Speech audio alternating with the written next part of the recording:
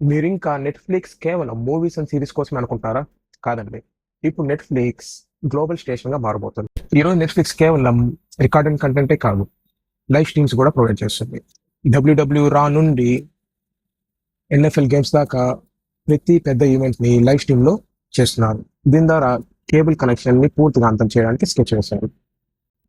Yearly billions of dollars ఖర్చు పెట్టిన యూజర్స్‌కి కొత్తదనం కావాలి.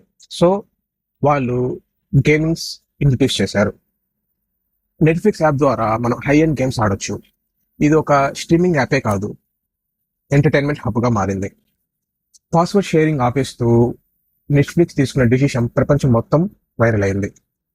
మనం మన ఫ్రెండ్స్‌తో గానీ, ఫ్యామిలీస్‌తో గానీ ఇప్పుడు పాస్వర్డ్ షేరింగ్ చేసుకోలేం. దీని ద్వారా వాళ్ళకి మిలియన్స్ ఆఫ్ న్యూ యూజర్స్‌ని ఫోర్స్ చేసి మరీ సైన్ అప్ చేయించారు. ఇది వాళ్ళ బిజినెస్ మాస్టర్ స్ట్రోక్. 2026లో యూట్యూబ్ అండ్ అమెజాన్ నుండి పోటీ ఎక్కువ అవడం వల్ల నెట్‌ఫ్లిక్స్ తన ఆల్గారిథంని మొత్తం మార్చేసింది. ఇప్పుడు మనం ఏం చూడాలో, ఏం చూడకూడదో నెట్‌ఫ్లిక్సే డిసైడ్ చేస్తుంది.